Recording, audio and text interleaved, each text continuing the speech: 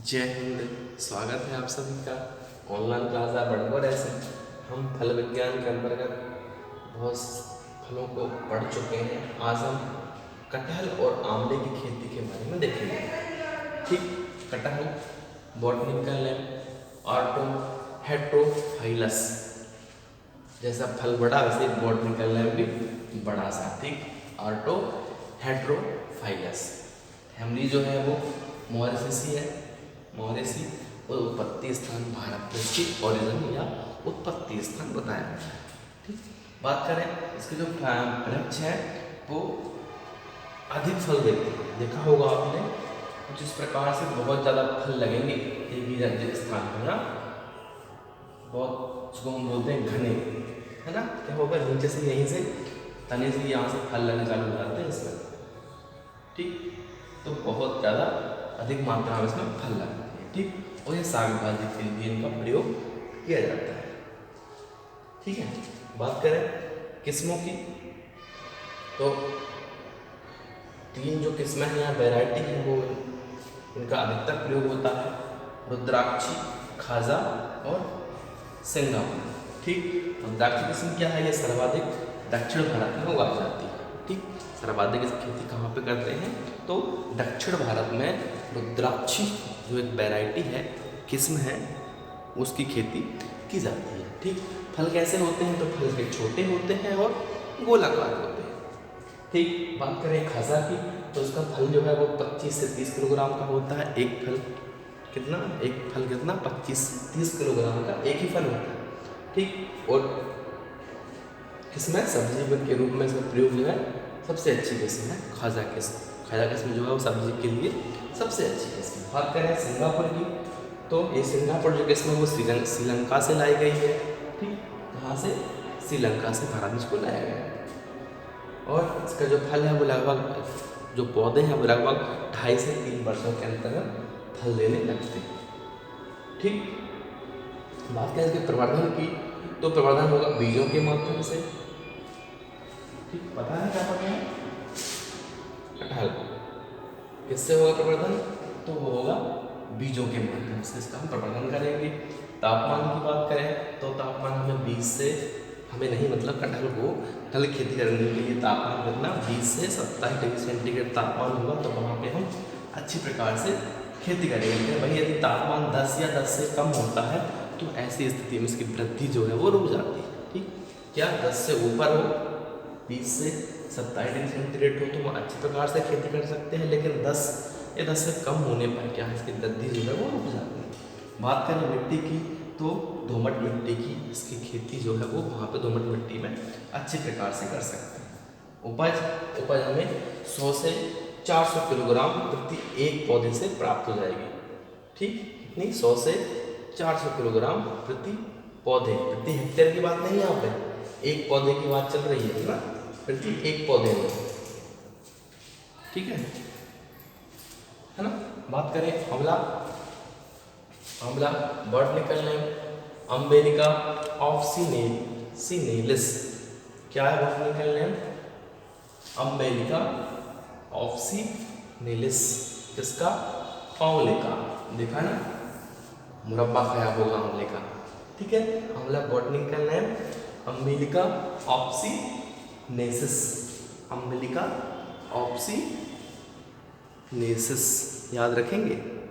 ठीक, बात करें परिवार की, फैमिली की तो ये यूफोरबेसी फैमिली से आता है। ठीक, कौन सी फैमिली तो यूफोरबेसी। उत्पत्ति स्थान क्या है, भारत। ओरिजिनल स्थान क्या है, भारत। उत्पत्ति स्थान भारत। ठीक, आंवला जो है वो सबसे प्राचीनतम फलों में से एक है उगाया जाने वाला। ऐसा सबसे प्राचीनतम उगाया जाने वाला फल कौन सा है तो वो आंवला। फल कैसा होता है तो फल कसैलापन लिए हुए खट्टा होता है ना। कसैलापन लिए हुए वो खाने में खट्टा खट्टा सा होगा। और आंवले में जो है वो एस्कार्बिक अम्ल पाया जाता है। ठीक, कौन सा पाया जाता है तो एस्कार्बिक अम्ल आंवले में पाया जाता है। और ये विटामिन सी का अच्छा स्रोत, बहुत दिन से पढ़ रहे हैं कि आंवला जो है विटामिन सी का अच्छा स्रोत है। सब पुष्पक्रम जो होंगे पुष्प 15 मार्च से 15 अप्रैल तक इसमें पुष्पक्रम रहेंगे, फूलों की स्टेज रहेगी। ठीक। और नर पुष्प जो है वो हल्के पीले रंग के और मादा पुष्प जो है हल्के हरे रंग के रहते हैं। ये लाइन थोड़ी सी नोट करने वाली है, ठीक। कौन सी लाइन कि नर पुष्प जो रहेंगे कैसे रहेंगे, वो नर पुष्प जो है वो हल्के पीले रहेंगे। लेकिन वही बात करें मादा पुष्पों की, तो मादा पुष्प जो है वो हल्के, मादा पुष्प जो कैसे रहेंगे, हरे रंग के रहेंगे और नर पुष्प हल्के पीले रंग के रहेंगे, है ना। और क्या होगा, एक ही पौधे पर और या एक ही शाखा पर अलग अलग पाए जाते हैं, है ना। नर पुष्प और मादा पुष्प क्या होंगे, एक ही पौधे पर एक ही शाखा पर होंगे, लेकिन वो अलग अलग होंगे, ठीक। बात करें खेती की, तो हम इसकी खेती जो है समुद्र तल से लगभग 1800 मीटर तक की ऊंचाई पर कर सकते हैं। यह सफलतापूर्वक कर सकती है कहाँ पे, समुद्र तल से लगभग 1800 मीटर की ऊंचाई पर, ठीक। और ये क्या है, ये परपरागित फसल है। इसका परागण जो होता है मधुमक्खियों के द्वारा इसका परागण होता है, ठीक। क्यों होता है, क्योंकि मादा पुष्प और नर पुष्प अलग अलग रहते हैं, तो परागण के लिए मधुमक्खियों की वहाँ पे आवश्यकता होगी या उनके द्वारा इसका परागण होता है। बात करें किस्मों की, ठीक, तो किस्में भी रहेंगी भी, याद करने के लिए, ठीक। कैंसी, कृष्णा, कंचन, बनारसी, चकैया, हाथीझूल, NH9 और नरेंद्र आंवला, ठीक। ये महत्वपूर्ण किस्में हैं जिनसे अच्छा उत्पादन प्राप्त होता है। कृष्णा, कंचन, बनारसी, चकैया, हाथीझूल, NA9 और आंवला, ठीक। नरेंद्र आंवला। बात करें प्रवर्धन की, तो प्रवर्धन बीजों के द्वारा भी होगा और सील्ड कटिंग के माध्यम से भी इसका प्रवर्धन हम कर सकते हैं। पहला प्रवर्धन किससे होगा, बीज के माध्यम से भी होगा और सील्ड कटिंग के माध्यम से प्रवर्धन इसका किया जा सकता है, ठीक। बात करें तापमान की, तो खेती करने के लिए तापमान इसमें वो नहीं करता, क्योंकि हम 0 डिग्री सेंटीग्रेड से 46 डिग्री सेंटीग्रेड तक इसकी खेती कर सकते हैं, ठीक।